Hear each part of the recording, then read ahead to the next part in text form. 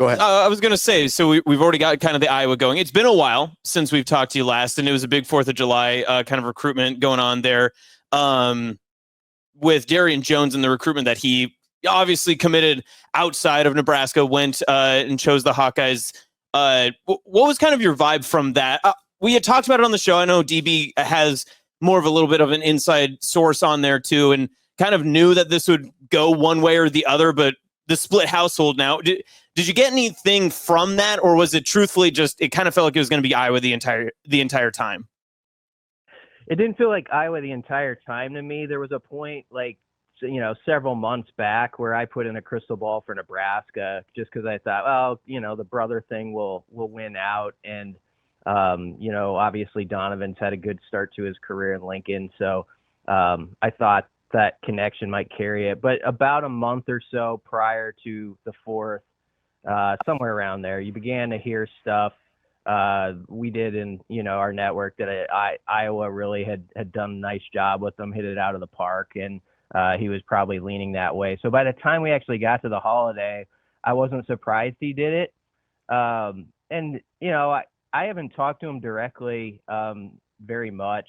So I'd be speaking out of turn to say all the reasons why he picked Iowa. But I just think we're living in a time where, guys have a pretty open mind about places they could go. It's not just like, this is my home state, I'm necessarily going there. And sometimes when you have family at a place, it doesn't mean you don't love your family, but you kind of like your own little spot to do your own thing. And I could totally understand that line of thinking. So I think he's a really good player. I think a lot of Donovan and what he can still do as a Husker. And I've heard nothing but positive things from the North High community about Darion having as much athleticism, to match his brother. So I think the Hawkeyes got a really good one in that case. Mm-hmm. BC, do you find, I know that as we kind of get down further this road, some Nebraska fans are pretty uncomfortable, and Coach Rhule's addressed this at certain aspects, but how much credence do you find in the concern that Nebraska fans have over the fact that Nebraska really didn't land any of the top recruits in the state this year? I really think, after covering the beat for a couple decades, that thing is very, I don't know, it fluctuates quite a bit. I've done it enough where there will be a year like this or a cycle where they get one guy or no guys, and there's sort of this storyline that travels around until the next one. What's going on? Why don't they have those connections? And no matter the staff, there's always been sometimes a bounce back or a year then when suddenly there's 4 or 5 guys. And so right now, especially with this staff, which I think does pay a lot of attention to the in-state recruiting and I think cares a lot about it, they just don't want to offer just to offer. That's the thing. They don't want to just throw something out if they can't back it up when it comes to you can actually sign here. They have, as we've discussed on the show, Ravi, they have more limited numbers in this class, so they were going to have to be a little bit more choosy with who they went after. Then sort of they had I guess you'd say, unique quarterback situation sort of in the next 2 cycles that developed in the way it happened. And so that took them out of the running of maybe a high profile in-state QB, which would have, of course, been a splash headline and maybe changed the narrative a bit. So I think a bunch of things kind of just butted heads in this case and led to why it is the way it is. But I don't view it as a concern point. I really don't. I would if I got the signs that the staff weren't really scouting the local guys well and had a lot of respect for them. But I just don't think that's the case. I think they have a ton of respect for guys. BC, thank you for rejoining us. Apologize for the technical difficulties here. I believe you were wrapping up your explanation on kind of the in-state recruiting and how outside of Jace Reynolds, Nebraska's sort of just had a weird confluence of events that you believe has led to the lack of in-state commits right now. Yeah, just to shorten it up and summarize, I think they're putting in the work locally about really looking at what type of talent is out there, paying respect to it. It's just a smaller class, and it's A couple different things have made it work out as it has, but I don't see it as a concern point. Okay, so BC, is there a part in this year's cycle that Nebraska has not went after some of the top name recruits? Obviously the Jet Tamalas, they did try to make that pitch for Darion Jones, and they've likely had conversations with some of those, that the relationships that they have built in this class, does that maybe detract from future classes? Do you see it that way? Or how does a recruiting cycle go when you don't pick up a lot of the Omaha or the top state talent, that then in future classes that doesn't hinder you later on? Yeah, that's a good question. I think it's worth pondering, but I also think there's enough guys from just the recent classes that are like freshmen or redshirt freshmen now. I just wrote about Caleb Benning as one example. If you get Caleb out there and he's contributing and Donovan's contributing, and you've got Christian Jones and Pierce Newberry guys coming up, and even Gage Stenger from a few classes ago is going to be, I think, one of the leaders on this team. I'm not sure what exactly his role is, but I think he'll at least be important on special teams. Name a bunch of them. You can name 8, 9 of those guys, and if they're producing in some respect this year, I honestly think that will be a bigger factor than a lot of kids oh, wait, you guys only signed one kid from the state last year. I don't know about this. I think that's going to carry more weight, the guys actually getting it done on the field that are in-state guys that really aren't far removed from their high school days either. Mm. Speaking of guys that aren't actually that far removed from playing days, Nebraska added a recruiting staffer. I think yesterday was official. I don't know if it was officially announced, but it was announced on his Twitter. Anthony Johnson, who has had a super interesting path to get to Nebraska. I guess, how much do you know about Anthony Johnson and how he got here? I don't know a lot about him, but yeah, he was with another Big Ten program, and the thing about Rhule, when you look at how he puts his staff together, he's always looking for young up and comers or guys that are hungry, and they can come from anywhere and from any background, and he's not shy about giving guys chances if he feels there's a connection, or if one of his staff members has a connection with somebody. So I never get surprised when some name pops up, that he's joining. And the thing is, I think they give those guys opportunities, whatever his role is.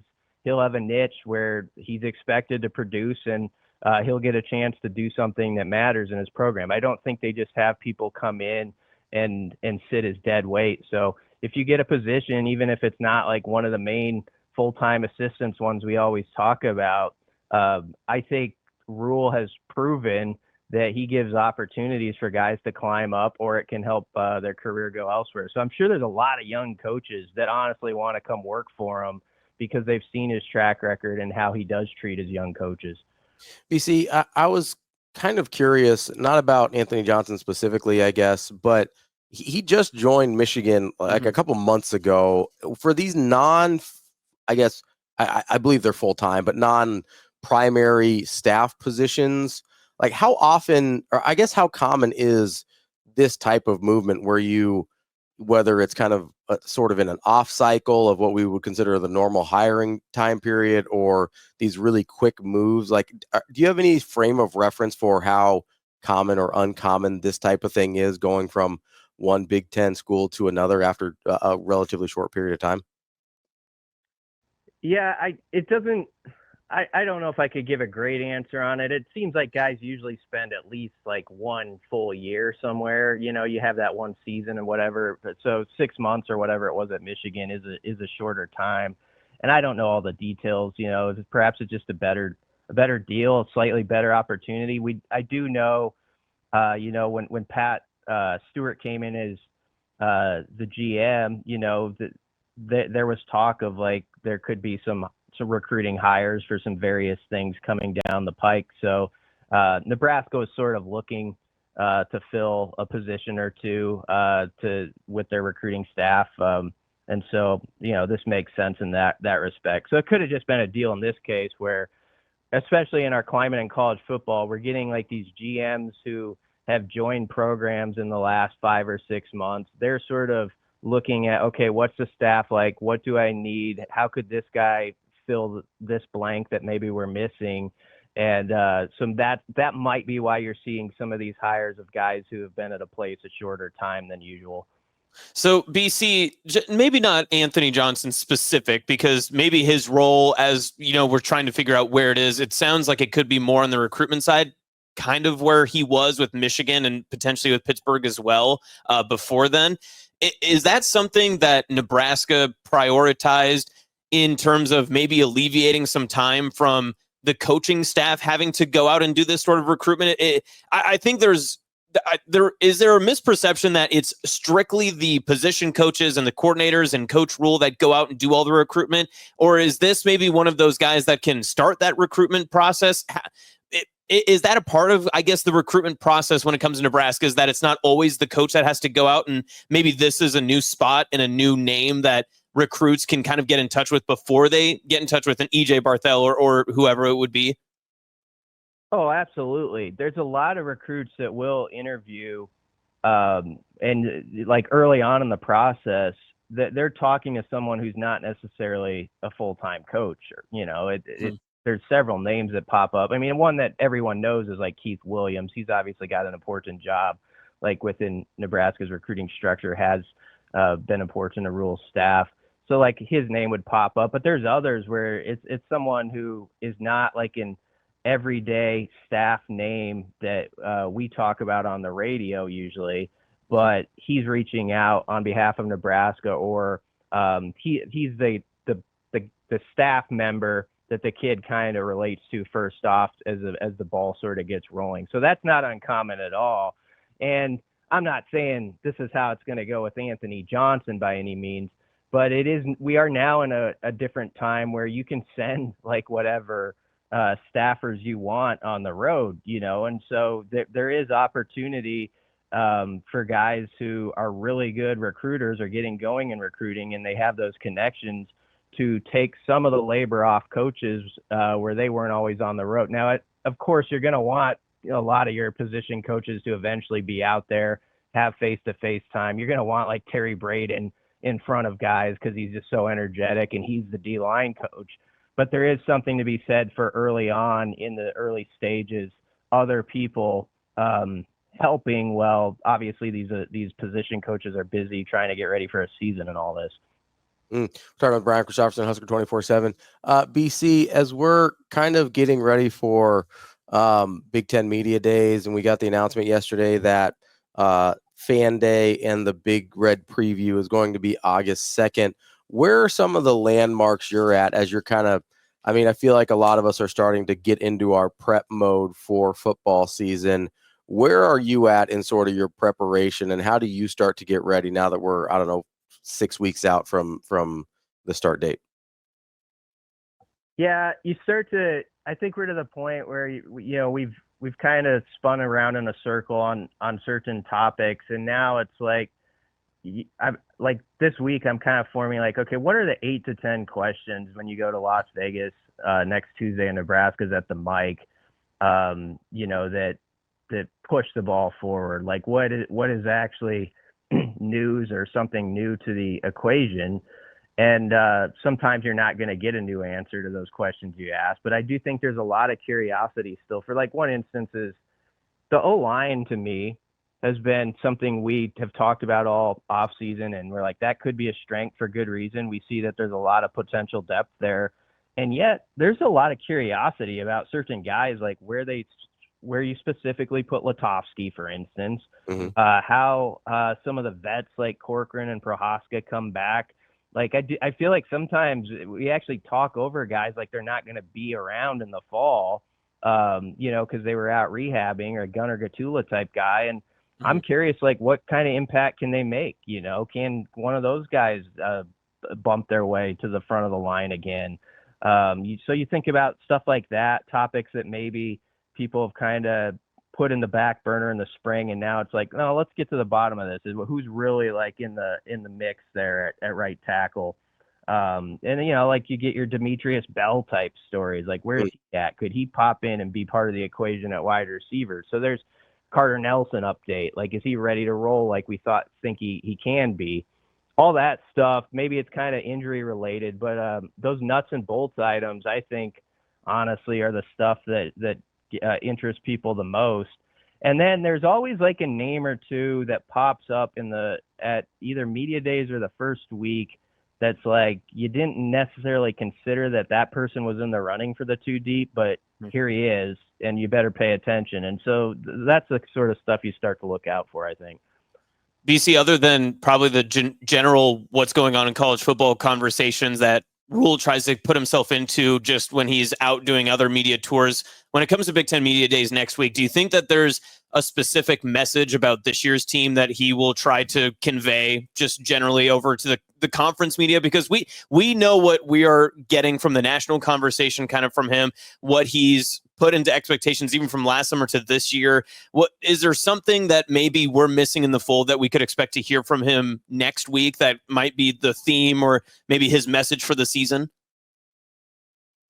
I'm not sure. I don't want to put words in his mouth before he speaks them himself. I wonder, though, there's always this attempt, because it's been true, that Nebraska's sort of struggled in close games and stuff like that. And I wonder how much, like in a week like next week, we'll see if this happens. It might not. But you sort of move it forward like, this is a new squad. I like the mentality of the squad. We've been working at all these the 2-minute drill, red zone, all these various things to help us in those kind of games. We're not going to be a program that is a product or lives in the past of what happened last year or the year before follows this team. It's a new crew, and these are the reasons why I like this specific crew. I do think sometimes one of the things you have to fight at Nebraska, and I'm part of it, with how we cover it. And it's been true. Like, Nebraska sort of struggled in these close games getting over the hump. So there's always that, when's it going to happen? How's it going to happen narrative that's out there. I could see, though, where within the program, you kind of push that to the back burner and you'd be like, you got all these new guys like Dane Key, Isaiah Hunter, Deshaun McCullough on defense, Marquise Watson, Trent. That history isn't their history. And so I think sometimes at media days, a coach or players can kind of establish that mindset. Like, this is a new group. Let's go get it. This is why I like this team that I'm with right now. So I don't know if that'll be what comes out of next week, but that's a wild guess by me. But that's sort of how I would look at it if I were inside those walls. I'd kind of want to distance myself from all the circular narrative that sometimes goes on around here.